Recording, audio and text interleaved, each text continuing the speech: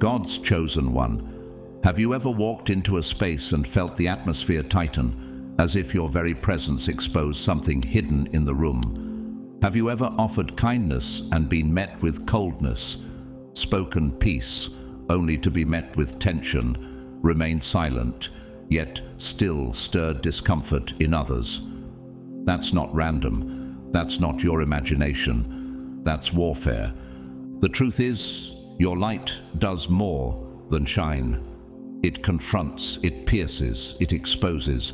And whether people realize it or not, the demons they've partnered with, be it pride, jealousy, control, manipulation, or shame, feel threatened the moment you show up.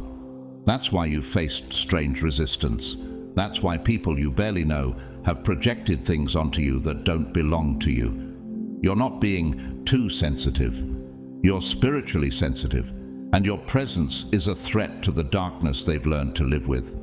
Some of you have been wondering, why do I keep facing pushback when I'm only trying to do what's right? Why the strange hostility? Why the rejection? Why the sudden silence from people you thought were for you? It's because your spirit carries authority, and that authority agitates what's unclean. Even without saying a word, you reveal the cracks in their foundation. If any part of this is stirring something deep in your soul, I want you to pause and comment 777 below as a prophetic act. Mark it as a moment of recognition, a moment of awakening. You're not crazy. You're not being dramatic. You're not imagining it. You are seen in the Spirit. You are feared in hell. You are marked by God.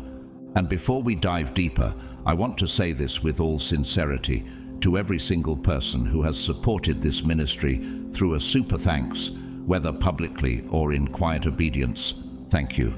You are sowing into truth, into revelation, and into a remnant movement that refuses to be silenced. Your gift is not just appreciated, it's prophetic. You are a part of this assignment. Now, hear me clearly. What you're about to learn is not motivational fluff. It's revelation. It's confirmation for the nights you cried without knowing why, for the jobs, rooms, or relationships that rejected you, for the strange tension you felt since childhood.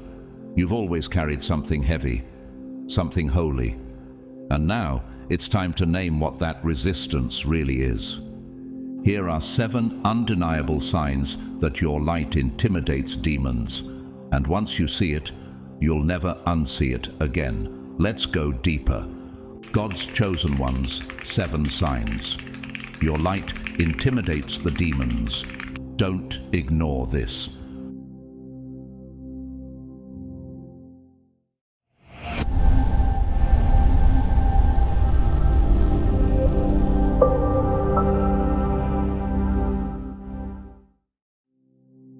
Sign 1. Your presence provokes what their darkness can't hide.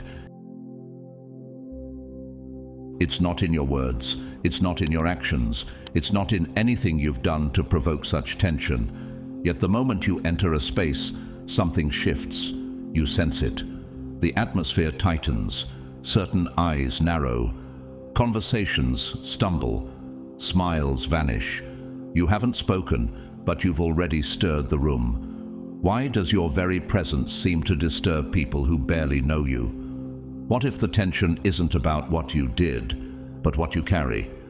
When you're one of God's chosen ones, your spiritual light doesn't wait for permission to shine. It radiates truth, purity, and unwavering love, cutting through unseen layers of darkness like morning sun slicing through fog. That's not poetic fluff. It's real. It's warfare.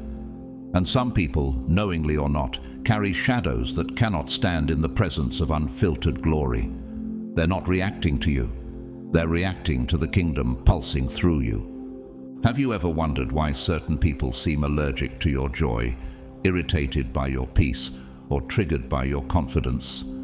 Why does your calmness provoke their chaos?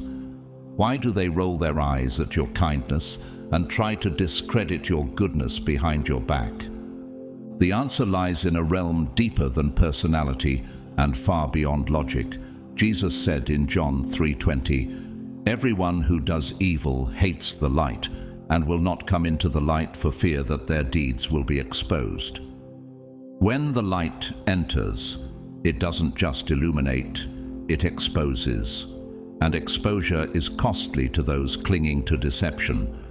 That's why they flinch when you walk in. Not because you're trying to confront them, but because your existence alone testifies against what they've allowed to rule them.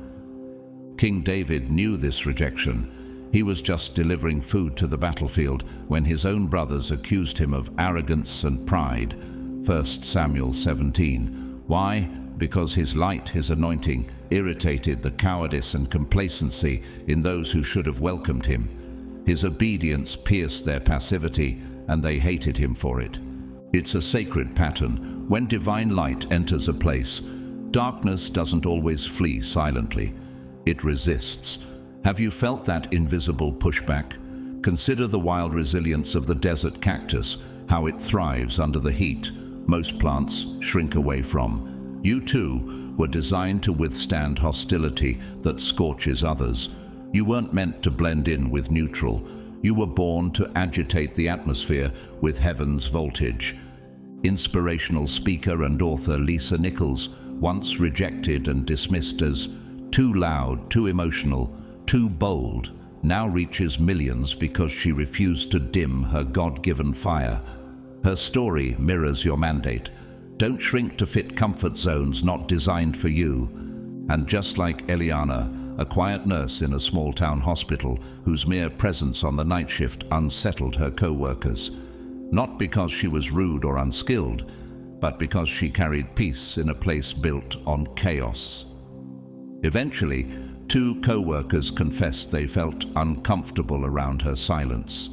What they couldn't articulate was this: her light demanded their reflection. What if your light is not meant to soothe, but to stir? It was never really about you. The discomfort, the avoidance, the side glances, they're not reacting to your personality. They're responding to the voltage your soul emits. What you carry isn't neutral, it's holy. The spirit inside you exposes what's been tolerated too long in them. And when light hits shadow, there are only 2 options: transformation or retaliation. In a high-rise law firm in Chicago, a woman named Sarai quietly rose through the ranks, not by charm or manipulation, but by integrity. She was soft-spoken, kind, and avoided office politics. Yet strangely, she became a magnet for sabotage. Her name was left off promotions, her reports mysteriously misplaced. One HR supervisor later admitted she made others feel small just by staying pure. But purity doesn't shrink, it provokes. This isn't paranoia, it's pattern. Even Jesus, the embodiment of love, was met with suspicion, criticism, and betrayal. Why did the Pharisees conspire against him, even when he healed the sick and raised the dead? Because his righteousness exposed their control. John 15:18-19 says, "If the world hates you, know that it has hated me before it hated you. I chose you out of the world, therefore the world hates you." You're not just different, you've been chosen, and chosen ones don't blend in, they unveil. Have you noticed how the hostility often comes from those who sense something in you but can't explain it? Why would people who barely know you feel compelled to undermine you? Could it be that your very presence unsettles spirits they've long made peace with? In a village near Galilee, Jesus cast out a legion of demons from a man living among the tombs. Mark 5. The man was restored, clothed, and at peace. But the town, they begged Jesus to leave. His power disrupted their comfort with dysfunction. Your breakthrough, your healing, your authority, it may terrify those still in covenant with brokenness. Imagine the wild defiance of a thunderstorm, refusing to be silenced as it crashes through the stillness. That's what your spirit does when it walks into a room built on denial and control. You don't need to speak. Your alignment announces itself. Pope Gregory the Great, a 6th century leader of the early church, once said, "The more the light increases, the more the eyes that are sickened by it shrink back. He understood this dynamic well. Holiness is offensive to those who've normalized darkness, not out of cruelty, but because it demands change, and change demands surrender. In a quiet town in Oregon, a high school janitor named Elias became known for praying silently over every hallway. Students didn't know why they cried in classrooms or felt peace in the cafeteria, but one teacher grew increasingly antagonistic, mocking him, filing complaints, calling him a distraction. Eventually, that same teacher confessed during a mental health breakdown that Elias's presence made her feel exposed. His silence had spoken volumes. Not all spiritual warfare is loud. Even butterflies with their fragile wings and silent grace stir the air around them. They do not roar, but their very existence testifies to a journey of transformation. And that's what you carry, a testimony in motion. So when the stares intensify, when the rejection makes no sense, when resistance feels unjust, pause. Could it be your spirit is testifying? Could it be your light is doing its job, shining without apology? Because when you recognize these moments for what they truly are, confirmation, not condemnation, you stop internalizing confusion and start walking in clarity, and you begin to understand they're not resisting you. They're resisting the God who revealed himself through you. Sign 2. Your light attracts war because it confirms rank. When hostility comes from enemies, you expect it. But when it arises from mentors, relatives, or people who once applauded you, when it's relentless, undeserved, and strangely timed, it cuts deeper. You notice that your mere presence invites an intensity of trials others seem to avoid. While others make mistakes and are met with grace, your slightest misstep becomes fuel for disproportionate attack. You begin to ask, why does the resistance feel so personal, so persistent, so precise? There's a deeper truth here. This is not punishment, it's spiritual profiling. Your light carries frequency, and in the realm of spirit, frequencies are felt long before they are understood. Those who are spiritually unaligned may not recognize why they're triggered by you, but the demonic forces that manipulate them do. They sense authority before you speak, purpose before you act, legacy before it manifests. Apostle Paul experienced this firsthand. In Acts 16, he and Silas were on their way to pray when a slave girl with a spirit of divination began shouting about who they were.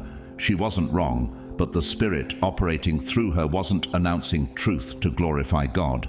It was a demonic provocation trying to wear Paul down. It wasn't until Paul cast the spirit out that the real opposition erupted. The backlash wasn't about the exorcism. It was about the authority he walked in. Sound familiar? Why are your mistakes punished more severely? Why do petty individuals go out of their way to test your peace, question your motives, and challenge your boundaries? Could it be that what they're really attacking is what you represent? Like the volcanic mountain that draws storm clouds, your elevation pulls in tension, not because you're flawed, but because your height disturbs the balance of things below. Stability always feels threatened by ascent. In 2003, Cardinal Francis Arinze, one of the most theologically brilliant minds in the Catholic Church, was known for his joyful demeanor and sharp intellect. But despite his humility and service, he faced constant spiritual opposition, criticism, and bureaucratic stonewalling, especially when he addressed the spiritual emptiness of modern religion. He once said, "The truth, when spoken with clarity, is often received as confrontation." Your light tells the truth, even in silence. And silence is what confuses your accusers the most.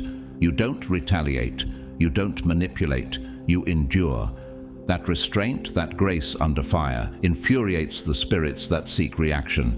It's not weakness, it's dominion. A young designer named Joaquin learned this the hard way. Promoted unexpectedly for his excellence, he became the quiet target of older colleagues who whispered, undermined, and excluded him. One day, his manager, who once championed him, accused him of being too confident. But the truth? His light exposed their compromise. He stayed the course. 6 months later, the same team that isolated him came to him privately for help rebuilding a failed campaign. His consistency became their lifeline. What if these challenges aren't meant to break you, but to reveal you?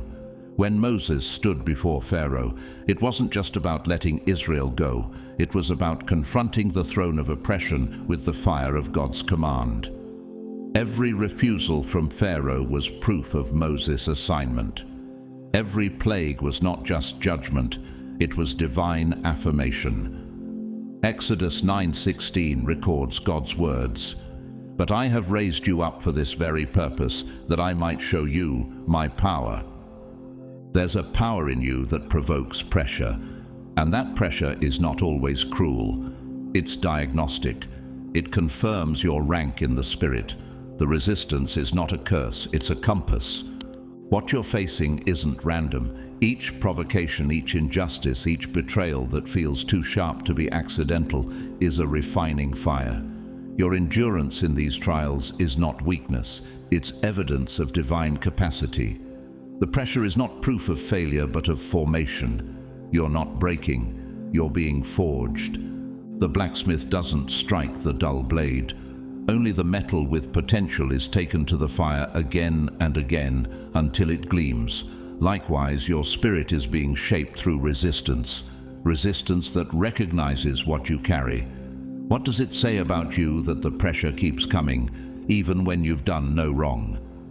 Esther, a young woman thrust into a palace of politics, understood this.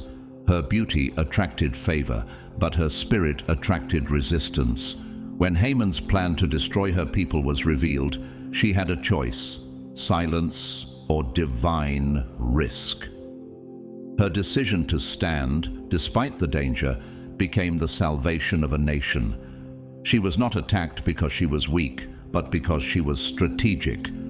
A young man named Kareem, a social worker in New Jersey, carried that same spirit. Known for his calm presence and radical honesty, he often found himself at odds with directors who preferred silence over truth. He was almost fired for confronting systemic neglect, but a year later, the program he exposed was shut down and rebuilt because his resilience became a mirror no one could ignore. What if the friction around you is not meant to punish, but to reveal the contrast? You weren't called to be liked. You were called to lead, but leadership in the Spirit is not about control, it's about consecration. It's about being the one who still stands when others collapse, not because you're stronger, but because you're anchored. Jesus said in Matthew 5:14, "You are the light of the world. A city set on a hill cannot be hidden." That hill is visibility, and visibility attracts opposition, but also becomes a compass for the lost. People are watching, even in silence. Your response in battle becomes their blueprint for breakthrough. In the 1950s, Corrie ten Boom, a Dutch Christian watchmaker who survived the Holocaust, was known not only for her survival, but for her radiant forgiveness. She once said, "There is no pit so deep that God's love is not deeper still." She forgave her captors publicly, and her resilience lit the way for thousands emerging from trauma. The same resilience is quietly emanating through your life, whether you see its reach or not. Your stillness in the face of injustice, your grace in the face of slander, your peace in the face of provocation, these are not passive responses. They are thunderous declarations in the spirit realm. They say, "This one cannot be moved. This one knows who they are. This one shines anyway." And that's what unnerves the darkness most. Not the words you speak, but the stand you take. The ancient oak doesn't fight the wind. It holds. Its roots deepen with every gust. So does yours. Every test you pass becomes a signal to others. This path is survivable. This light is possible. So when the trials come and the pressure surges, remember, you're not merely resisting for your own sake. You're a lighthouse in a storm no one else sees. You're intercepting blows others couldn't bear. You're exposing what others are too afraid to name. This is not senseless. This is sacred. You are not under attack because you are wrong. You are under pressure because you are right, in position, in posture, in purity. The light in you is not offensive because it's flawed, but because it's divine. And when light stands still long enough, even the shadows are forced to shift. Sign 3. When slander confirms what spirit can't deny. There's a moment that catches you off guard. You've treated others with kindness, stayed clear of petty drama, and walked upright in integrity, yet whispers begin to swirl. Stories you never lived, motives you never had, accusations that feel surgically designed to injure your heart. How does dishonor find its way to the name of someone who has honored others? How does your goodness become twisted into suspicion?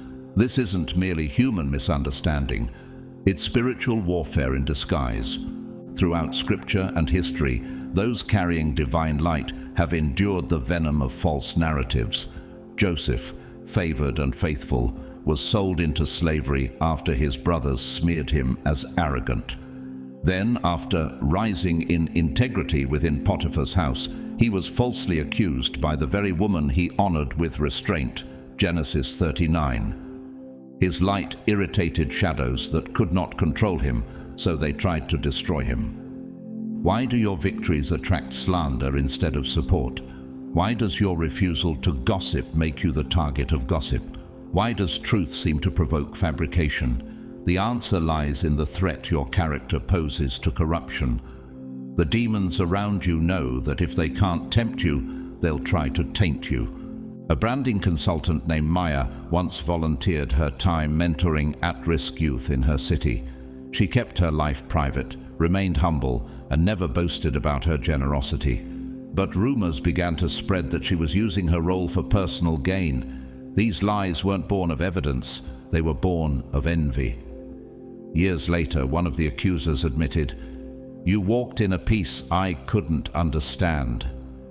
I thought if I damaged your name, I'd feel less small." When truth walks into a room, it disrupts what pretends to be real. Mountain peaks attract the harshest winds. Their elevation makes them visible, and visibility makes them vulnerable. You were never called to live low enough to avoid friction. Your altitude makes you a target, but also a signpost.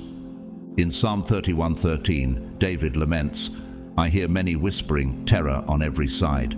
They conspire against me and plot to take my life." His words echo the ache of the chosen, those whose light triggers a reaction so irrational, only spiritual eyes can see the true cause. Lies don't spread easily unless they're spiritually charged. You carry something clean, and purity always threatens polluted systems. Saint Catherine of Siena, a 14th century mystic and reformer, walked with prophetic clarity. She confronted sin within the church and challenged leaders far more powerful than herself. In return, she was slandered as rebellious, delusional, and prideful. But her letters, visions, and boldness were later affirmed by the very institution that once whispered against her. Her light, once feared, became canonized. You've likely felt that same sting, hearing of conversations behind closed doors, knowing your name was twisted in rooms where you had no voice. That sting isn't delusion, it's discernment. A bakery owner named Leon faced a storm after firing an employee for theft. Though the evidence was clear, rumors painted him as harsh and prejudiced. Business slowed. Friends grew distant, but Leon stood his ground. Months later, 2 employees confessed they'd been manipulated into spreading lies.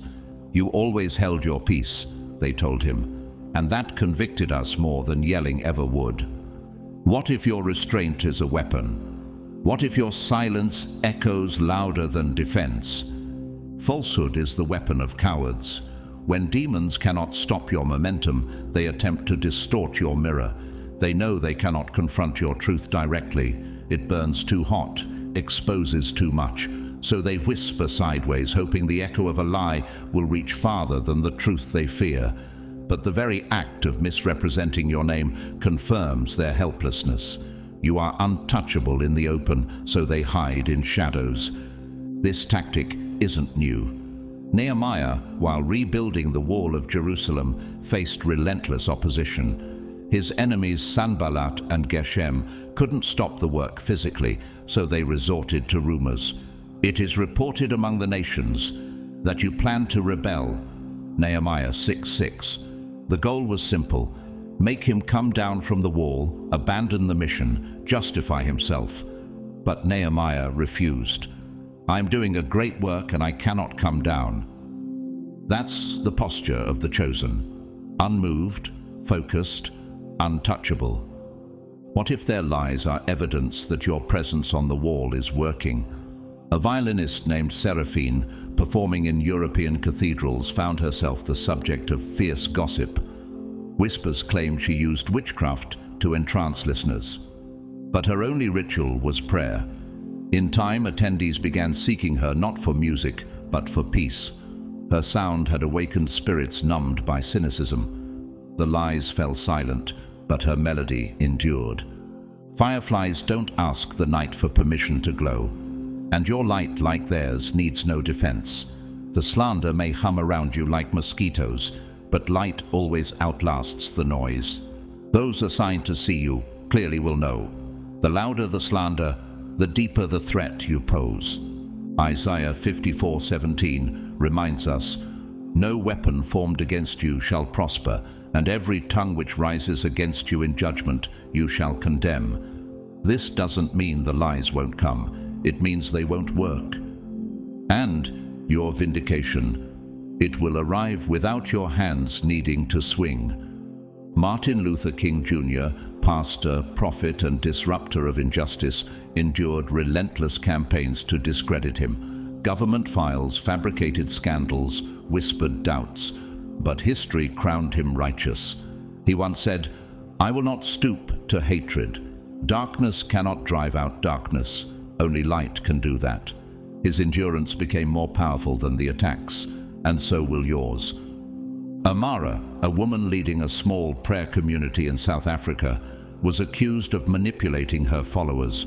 Anonymous letters tried to dissolve the group, but instead of defending herself, she kept teaching, loving, serving. Within months, the letters stopped, but the ministry multiplied.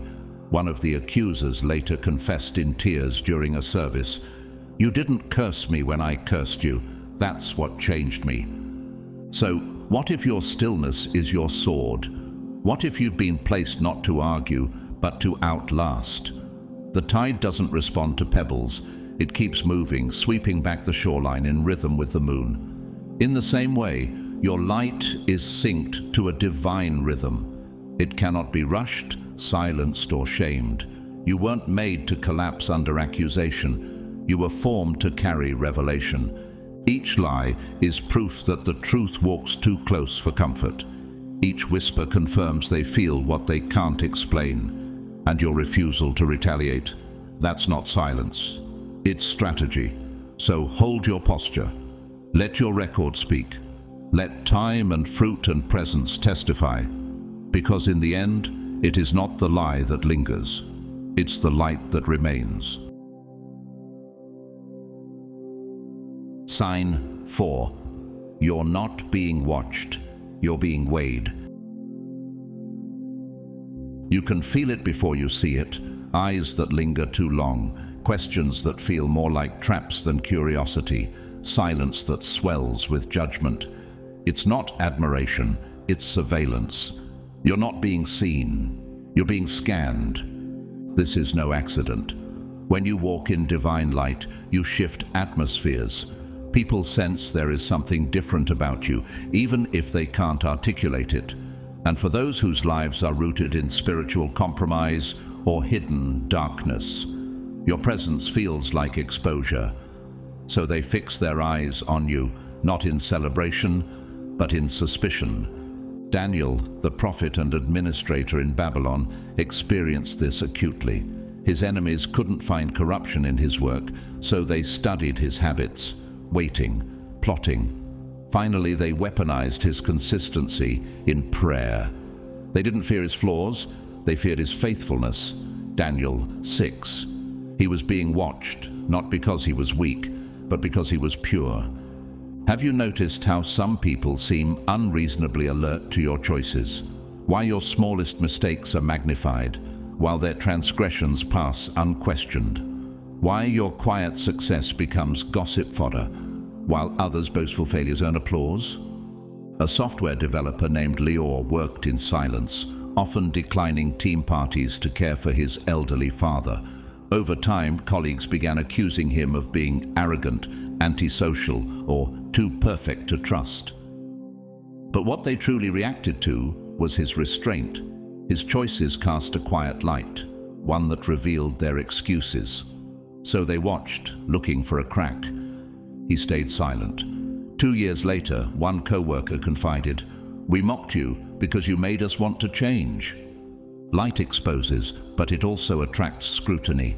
Like a candle in a dark hall, you draw all attention, wanted or not. But attention doesn't mean acceptance. Sometimes it means they're studying you, hoping your light is artificial, so they can return to the comfort of shadows.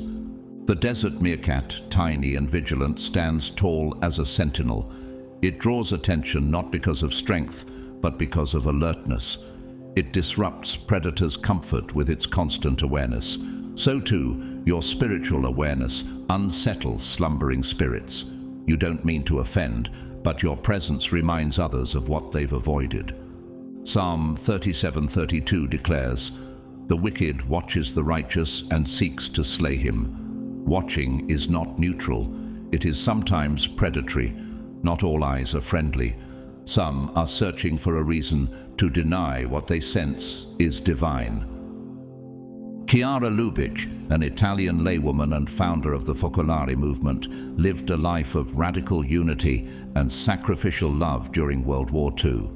Her movement, though peaceful, drew intense scrutiny from religious and political institutions alike. People doubted her motives, accused her of rebellion, and dissected her teachings. Yet she remained steadfast, once writing, "They watched us, but we had only love to show them." Her gaze remained vertical, even when horizontal eyes tried to consume her. You may feel like your every word is weighed, every action catalogued, every silence misinterpreted. That's not paranoia, it's prophetic pressure. You're not being watched because you're faulty. You're watched because you're forming something real, and real makes the unreal uncomfortable. A young barista named Ezra, known for kindness and punctuality, found his store manager obsessively reviewing footage of his every shift. No violations, no errors. But something about his peace unnerved her. Eventually she admitted, "I just needed to know it was real." His consistency had stirred her suspicion, then her repentance. What if you are not under surveillance, but under recognition? To be scrutinized unfairly is a burden, but to carry it without losing your essence, that is a mark of divine strength. Each time you choose patience over pettiness, clarity over compromise, truth over performance, the eyes on you aren't just observing behavior, they're witnessing transformation. Jesus, during his trial before Pilate, stood in silence while false accusations raged around him. He wasn't intimidated by the gaze of religious leaders or the Roman governor. His composure spoke louder than defense. His restraint became revelation. The crowd saw a man who didn't need to justify himself, because truth needs no armor. Could it be that your stillness under pressure is a sermon? That your kindness under inspection is a confrontation to those hiding in shadows? A museum curator named Mikhail once became the subject of intense oversight when he rejected an offer to display counterfeit artifacts. His refusal, rooted in honor, triggered weeks of surveillance. But with each unflinching choice, his character grew impossible to ignore. Eventually, his lead accuser confessed, "We tested you because your convictions made us question ours." Mikhail didn't crumble. He clarified, "The Arctic glacier, massive and unmoving, shifts oceans just by existing. You don't need to respond to every glance. You shape atmospheres by being exactly what God formed you to be." Proverbs 4:25-26 declares, "Let your eyes look straight ahead. Fix your gaze directly before you. Give careful thought to the paths for your feet, and be steadfast in all your ways." The word doesn't instruct you to look around at who's watching, but to walk forward with unwavering focus. In the 1800s, Sojourner Truth, abolitionist and prophetic orator, spoke before hostile crowds who came not to listen, but to discredit. Their eyes were weapons, their silence loaded. And yet, with divine courage, she declared, "Truth is powerful, and it prevails." Her presence, not just her words, made history bend. What if those eyes fixed on you aren't all enemies? What if some are silent students, learning how to walk upright in a fallen world? A woman named Adina led worship at a small church for years, never preaching, never performing, just offering songs from a secret place. One congregant who never spoke to her finally approached after service. "I watched you for months. Your consistency woke something in me. I wanted to believe again." And that is the hidden miracle of scrutiny. What was meant to dismantle you becomes a mirror to the watcher. Your composure becomes their conviction. Lighthouses don't scan the sea to see who's watching. They simply shine, unmoving, unshaken, unwavering.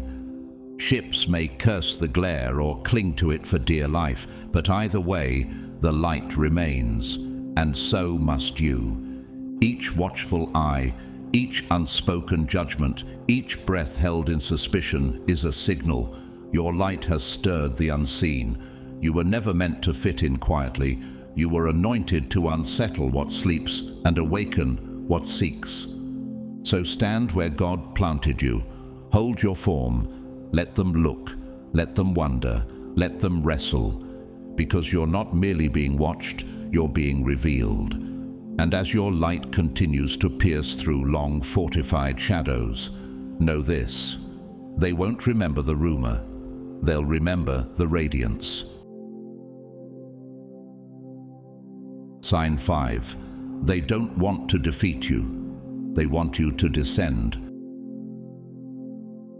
It's subtle at first, a tone meant to irritate, a statement just sharp enough to sting, a smirk behind a false compliment. And suddenly, you're standing at the edge of reaction, invited into a battlefield you never agreed to fight on. You know your piece is not weak, but they seem determined to make it look like passivity. You know your restraint is a weapon, but they press until you consider laying it down. Why? Because your composure is a confrontation. These provocations are not accidental. They are spiritual traps dressed in human conflict. They don't want your fall. They want your consent.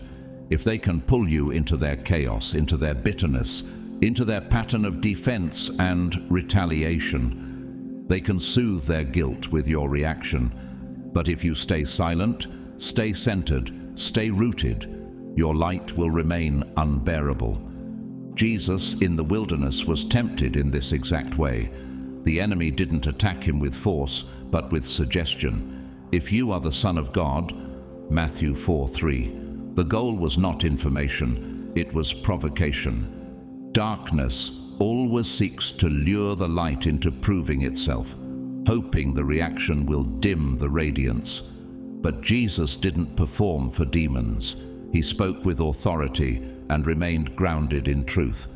Have you noticed how some people seem irritated by your calm? Why your gentleness stirs their sarcasm? Why they prod and push until they get a rise, not from you, but from the storm they hope to awaken in you? A medical intern named Mireille was assigned to a team known for arrogance. Her quiet excellence and kindness quickly drew resentment. One attending physician began subtly mocking her accent, her handwriting, her posture. But she never responded. Instead, she showed up early, prayed before each shift, and tended to patients with joy. Years later, that same physician pulled her aside in tears and confessed, "I tried to break you because I couldn't believe you were real." A mirror doesn't attack, it simply reflects, and that is what you are, a mirror held up to hearts that haven't yet faced themselves. Proverbs 15:1 says, "A gentle answer turns away wrath, but a harsh word stirs up anger." Gentleness is not passivity, it is divine force under full control. The goal of darkness is not simply to provoke, but to replicate itself in you. Because if you respond in kind, the light becomes blurred and the line between them and you disappears. In the 20th century, Desmond Doss, a devout Christian and pacifist in the US Army, refused to carry a weapon in World War II. His fellow soldiers mocked him relentlessly, viewing his convictions as weakness. But his refusal to retaliate never wavered. He saved 75 men in one night without firing a single shot. His restraint under fire earned him the Medal of Honor. His light, once mocked, became undeniable. So, what's really happening when you're being provoked? It's not about the words being said. It's about the reaction being baited. A university professor named Renzo, known for his humility and precision, was constantly interrupted during academic panels. One colleague always challenged him aggressively, smirking, speaking over him, twisting his arguments. Renzo never defended himself. Instead, he paused, acknowledged truth when it was present, and redirected back to clarity. Eventually, students began requesting only his classes, citing his presence. His silence had revealed more than rebuttal ever could. The moon never argues with the clouds. It continues to reflect the sun's light regardless of the obstruction. In the same way, your assignment is not to convince others of your purity, but to preserve it, especially under pressure. So, when the prodding begins, remember, they're not trying to defeat you. They're hoping you'll descend, but the higher you rise, the less oxygen their accusations can survive in. There is a moment, subtle but sacred, when you feel the pressure rising. Words are flung like arrows, situations are crafted like snares, and you stand at a spiritual cliff's edge. Everything in the air whispers, just react, just let go, just fall. But you don't. You pause, you breathe, you burn. This is not weakness, it is warfare, silent warfare, strategic restraint. Because when you refuse to descend into the very energy that seeks to engulf you, your presence becomes warfare in motion. Every time you decline the invitation to retaliate, you are not suppressing emotion, you are stewarding power. Heaven sees, so does hell. Stephen, the first martyr of the church, stood before an enraged council who hurled lies and stones alike. But what shook the heavens was not his argument, it was his gaze. And all who sat in the council, looking steadfastly at him, saw his face as the face of an angel. Acts 6:15. His response to accusation was radiance. That's light unshaken. Have you ever felt the tension of standing firm when everything around you dares you to break?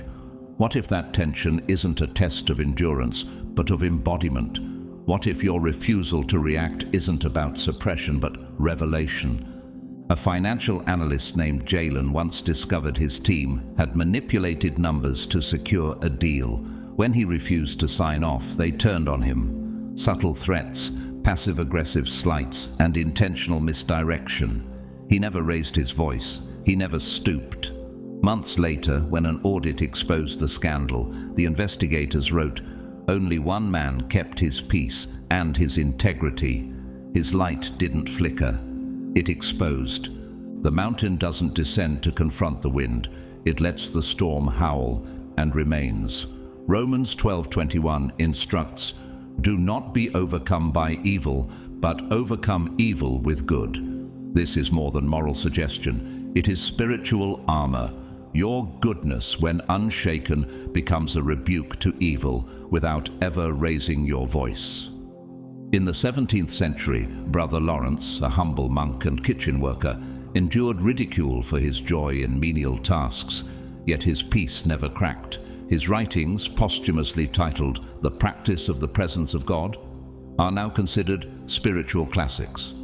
He never argued theology, he lived it, and his calm presence challenged the ambitions of religious scholars. Leora, a middle school teacher, experienced this firsthand.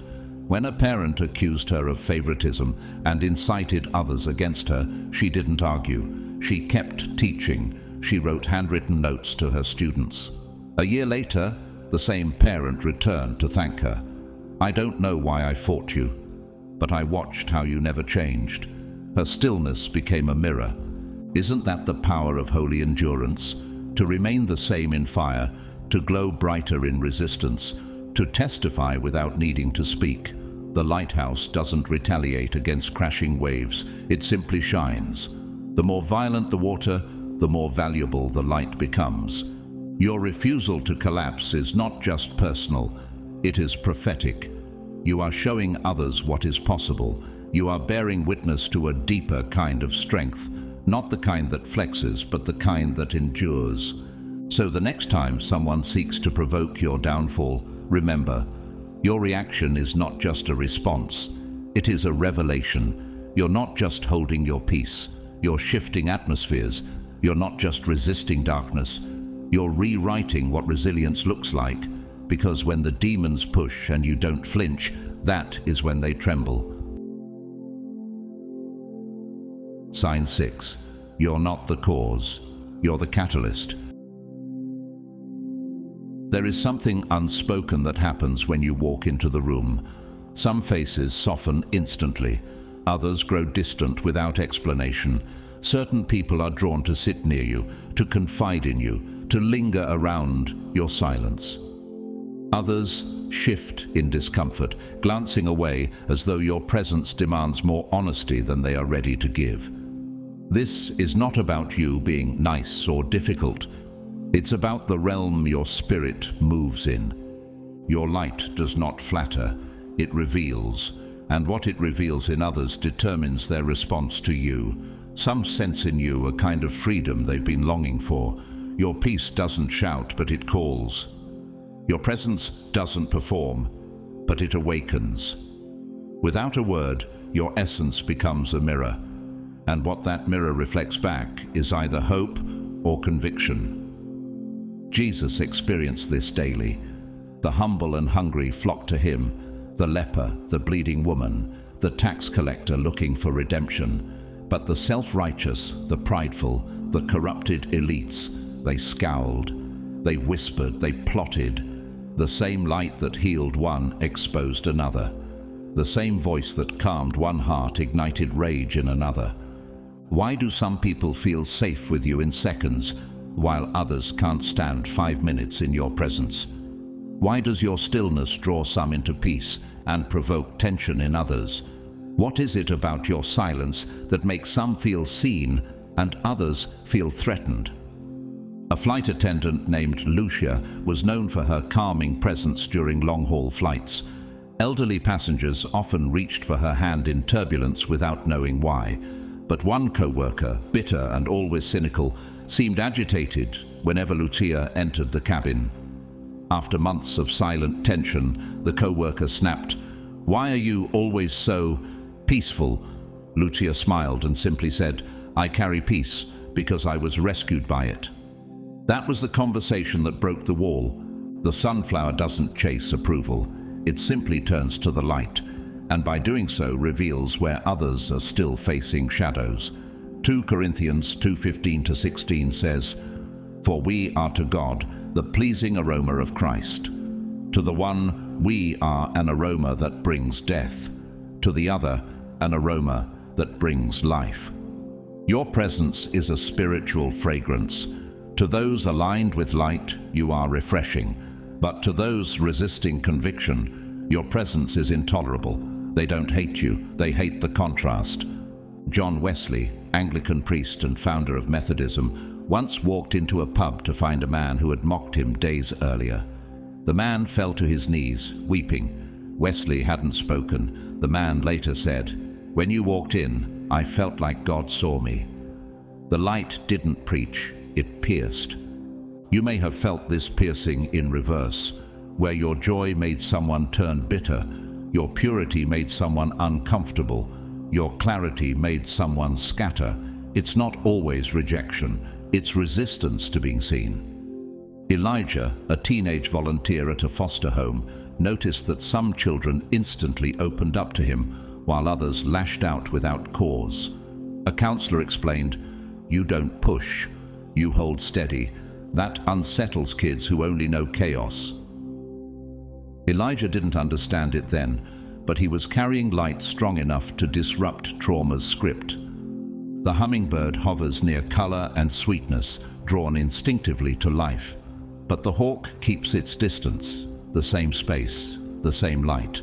Two reactions, one born of hunger, the other of threat. So when people gravitate toward you or back away, don't be confused. You're not the cause, you're the catalyst. Their reaction isn't always about who you are, but what your presence awakens in them. You may notice it in passing, the shift in a room when you enter. Some lean in without knowing why. Others lean away, their posture defensive, their tone suddenly sharp. They can't explain the tension, but you can feel it. You've disrupted something invisible, not with words, not with deeds, just by showing up in truth. This isn't personal, it's spiritual. Your presence destabilizes the illusions they've built their identity upon. The unhealed, the unresolved, the unrepentant within them begins to stir. And because light unmasks what darkness conceals, their reflex is to recoil, not because they know the full truth about you, but because they've yet to face the full truth about themselves. Jesus and Judas shared bread, but not the same posture. Both sat in the presence of divine light. One was drawn into destiny, the other toward betrayal. Judas didn't hate Jesus for what he did. He hated the confrontation Jesus' purity created in his own duplicity. The light didn't change Judas. It revealed him. Why do some people gossip the moment you leave the room? Why do others find healing simply by sitting near you? What if your presence carries a frequency, one that either comforts or convicts depending on the heart it encounters? A man named Soren, a quiet maintenance worker in a corporate office, was often thanked by strangers just for being around. "You make it feel safer here," someone once said. But one manager, known for power games and pride, took a dislike to him almost immediately. He couldn't name why. Eventually he confessed, "You remind me of who I used to be before I lost myself." Soren hadn't spoken a word. The aurora borealis doesn't choose who sees it. It dances where it's drawn. But not all eyes are ready to behold beauty without trying to possess or avoid it. Your light doesn't demand attention, but it demands response. John 1:5 says, "The light shines in the darkness, and the darkness has not overcome it." That's not just poetic, it's positional. Your role is not to dim yourself for the sake of harmony. It's to shine so fully that harmony redefines itself in your wake. In the 1980s El Salvador, Archbishop Oscar Romero began to preach boldly against injustice and death squads. Crowds came alive under his words, but power structures, religious and political, turned cold. Though killed at the altar, his light exploded after death. The world did not forget him. The shadows couldn't stop the blaze. They only proved it was real. And isn't that what you're doing now? Becoming unignorable, not through performance, but through presence. Jasmine, a midwife in a refugee clinic, noticed some mothers clung to her like family, while others avoided eye contact. One woman eventually told her, "When you hold my hand, I feel everything I've been running from." Jasmine didn't apologize. She kept holding. The lighthouse doesn't weep for the boats that sail away. It remains, knowing its task is not to control direction, but to ensure there's a light available when the storm makes return necessary. So when people draw near, cherish the grace. And when they flee, don't dim to accommodate their fear. You are not the cause of discomfort. You are the catalyst for transformation. Your light is not accidental. It is assignment. You were not sent to fit into atmospheres. You were sent to transform them, to make the unseen war visible, to draw the hungry and stir the resistant, to be the evidence that God still marks people with fire. Because when your light awakens both longing and resistance, it's not a flaw, it's a sign. You are walking proof that heaven still walks among men. Sign 7. Your light doesn't just expose, it awakens. You may never know the full extent of your influence. A silent act of grace, a small decision to speak truth gently, a refusal to retaliate when wronged. These moments may seem fleeting to you, but in the spirit realm, they resound like thunder. Because when light touches a soul still imprisoned in shadow, something eternal is stirred. This is the rarest sign of all. Not that darkness flees, but that hearts begin to thaw. Why does your kindness disarm those hardened by years of distrust? Why does your joy convict those who wear bitterness like armor? Why do some people meet you with resistance, only to return weeks, months, or even years later with confession or tears? Because your light doesn't just shine, it calls. The Apostle Peter, after denying Jesus 3 times, encountered a gaze so filled with love, it shattered him. And the Lord turned and looked at Peter, and he went out and wept bitterly. Luke 22:61-62. That look wasn't judgment. It was light that pierced shame and opened the door to redemption. What Peter couldn't hear from himself, he received from the presence of Jesus. What if your presence carries that same redemptive gaze? Not through performance, but through purity. Take Alma, a nurse in an overcrowded emergency ward who always greeted the combative patients with gentleness. One man, notorious for his aggression, once threw a tray at her feet. She didn't flinch. She bandaged his wound. Months later, after sobriety, he returned and said, "You didn't heal my body. You healed something deeper." Her light had cracked the armor. The wind-sculpted canyon never speaks, yet it changes the shape of all that passes through it. Your presence has that kind of power, not loud, but lasting. Isaiah 61 declares, "Arise, shine, for your light has come, and the glory of the Lord rises upon you." This isn't just about personal glory, it's about radiant impact. When you rise in light, others can see where they are, and more importantly, where they could be. In 1994, Nelson Mandela, freshly freed after 27 years of imprisonment, chose not to seek revenge, but reconciliation. His presence at rallies, walking calmly beside former enemies, became more than political theater. It was transformation embodied. A nation began to soften because one man refused to hate. His light didn't need to shout. It simply stood. And so do you. When you forgive without fanfare, when you serve without seeking, when you love in atmospheres that don't know how to receive love, you shift something ancient. You rewire the atmosphere. Have you noticed how people confide in you unprompted? How strangers sense peace in you without explanation? How old skeptics return to ask about your faith, your mindset, your calm? Could it be that your life is functioning as a parable?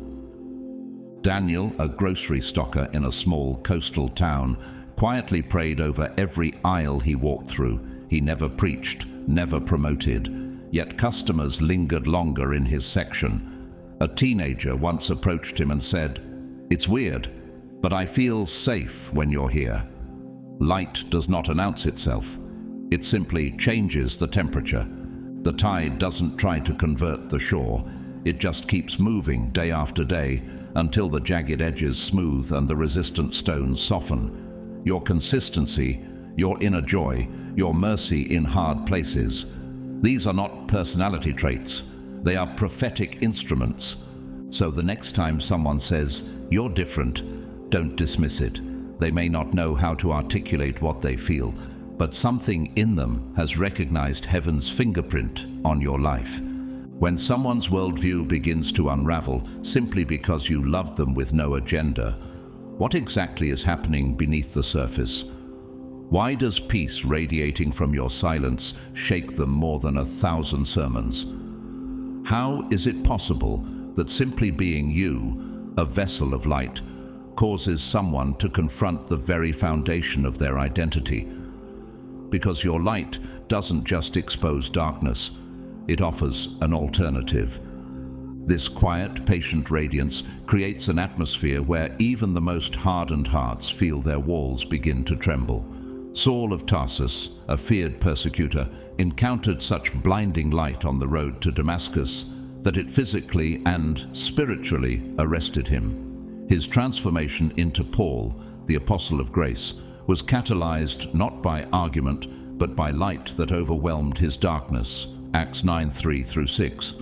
He had been certain, he had been powerful, but one encounter with divine light changed the trajectory of history. In the same way, your light disrupts and rewrites narratives people have lived under for years, not through debate, but through a lived invitation to a different way. Consider Pope John Paul II, a global spiritual leader born into war and loss. When he visited the prison cell of his would-be assassin and extended forgiveness, the world gasped. But the man in the cell, he wept. That single act didn't just challenge his guilt, it awakened something within. Love without retaliation is the kind of light no darkness can comprehend. And what of those still silently watching you? The co-worker who mocked your convictions but now avoids eye contact. The cousin who used to challenge your joy but now grows quiet in your presence. Have you considered that their distance might not be rejection, but incubation? A glacier doesn't melt all at once. The steady warmth of your light creates hairline fractures in the frozen places. What looks like resistance might just be the beginning of surrender. This is why your consistency matters. It's not just about you enduring for your own sake. It's about creating spiritual gravity that draws others toward transformation. Matthew 5:16 says, "Let your light so shine before men that they may see your good works and glorify your Father in heaven. Not that they may praise you, but that their spirits might remember him." Amaya, a high school art teacher in New Jersey, carried herself with such gentleness that even students prone to violence respected her presence. One afternoon, a student who had bullied others for months lingered after class. "I don't know why I feel like crying around you," he whispered. "You're the only adult who's not afraid of me." That boy never returned to detention again. Sometimes the fiercest resistance is a soul crying for help in disguise. A desert does not resist the rain. It simply doesn't know what to do with it at first. But over time, seeds buried for decades begin to bloom. That is what your presence does. It creates conditions for hidden potential to awaken, often in people who don't yet know they're longing for freedom. So when you feel unnoticed, when the fruit of your endurance seems delayed, hold fast. You are not only enduring, you are tilling spiritual soil. And heaven is watching. Every moment you choose to respond with love when met with hostility, to remain silent when falsely accused, or to bless those who curse you, you are preaching sermons without words. And perhaps the most beautiful part, some of those who once avoided your light will later walk beside you in it. Changed, awakened, free. In a world increasingly cloaked in noise, cynicism, and fear, your light is more than presence. It is preservation. You are not simply surviving this spiritual terrain, you are sustaining a pulse of purity in it. The unsettling reactions you've encountered, the scrutiny, the betrayals, the storms of slander, all of it was not confirmation of your weakness, but evidence of your assignment. What if the opposition you faced wasn't proof of disfavor, but proof of firepower? Could it be that the more resistance you face, the more hell is reacting to the magnitude of heaven working through you? When Nehemiah began rebuilding the wall of Jerusalem, Sanballat and Tobiah didn't criticize until the stones started to rise. Why? Because light in motion threatens the dominion of decay. Likewise, your actions, seemingly simple, deeply pure, carry seismic implications in the spirit. You don't just show up, you shift atmospheres. You don't just speak, you recalibrate frequencies. That's why the resistance has been more intense than your peers. Because you are not operating in flesh. You're echoing something eternal. Michelangelo, the Renaissance sculptor, once said, "I saw the angel in the marble and carved until I set him free." Your life operates in the same fashion. You see the invisible and birth the impossible. And that's precisely why spiritual opposition targets you with such unrelenting pressure. But pressure doesn't destroy diamonds. It reveals them. Have you noticed how the same presence that brings comfort to one person evokes discomfort in another? How someone you've barely met seems threatened by your mere existence? Why does your silence feel louder to them than others' noise? Why does your peace seem to provoke their unrest? These aren't personality conflicts. These are spiritual collisions. In the book of Acts, when Stephen stood before the Sanhedrin radiating the countenance of heaven, they didn't marvel. They gnashed their teeth. He had said nothing offensive. His light alone was enough to stir the hidden rage of darkness. But what happened next? Heaven opened. God stood. Consider the story of Maren, a nurse who worked quietly in a palliative ward. She never evangelized, never preached. But patients felt peace in her presence. One man who'd lived a life of violence wept at her touch, whispered, "You remind me of who I could have been." Her stillness, her calm, unspoken light awakened a truth long buried. Sometimes your greatest ministry isn't volume, it's vibration. And light does not only expose, it attracts. Just as sunflowers tilt toward the sun's path, some souls, wounded, wandering, find refuge in your presence without understanding why. You become their lighthouse, not because you tried, but because you simply are. Cardinal Raniero Cantalamessa, preacher to the papal household, once said, "Holiness is not the absence of struggle, but the refusal to yield to darkness." This is your walk, not without wounds, but never without witness. When the aurora borealis appears, it does not ask for applause. It simply burns in silence, in glory, in resistance to the void. That is how your spirit radiates through the night, unspoken yet undeniable. So what now, chosen one? Will you shrink back because of their glare, or blaze forward because of God's gaze? Will you second-guess your presence, or stand firm, knowing your light is not arrogance but alignment? Can you allow their discomfort to affirm your distinction? Will you remember that when light confronts darkness, it is not the light that flinches? In this hour, your calling is not to convince but to continue. You don't need to explain your frequency to those who've tuned out the sacred. You are heaven's signal in enemy territory. You are God's strategy, hidden in plain sight. You are proof that one illuminated soul can shift generations. So keep shining, not despite the resistance, but because of it. For every glare you've received, a soul has glimpsed glory. For every attack you've endured, a boundary in the spirit has moved. You are not too sensitive. You are spiritually seismic. You are not overreacting. You are carrying an atmosphere they've never known. This is not just about surviving the warfare. It's about recognizing who you are in the midst of it. You are the light they can't extinguish. You are the prophecy they can't rewrite. You are the fire they can't comprehend. You are heaven's response to centuries of darkness. And no demon, no rumor, no gaze, no provocation can undo what God placed inside you. Shine.